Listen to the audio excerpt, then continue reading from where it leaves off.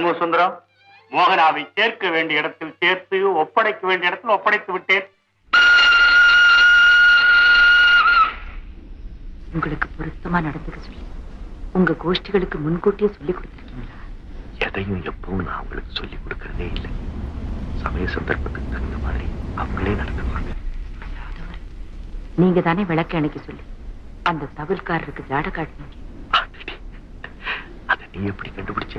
அழகர் மலையில ஆயிரக்கணக்கான ஜனங்க மத்தியில நீங்க ஒளிஞ்சுகிட்டு இருந்ததே கண்டுபிடிச்சது. இவ்வளவு பக்கத்திலே உங்களை கண்டுபிடிக்க முடியாது.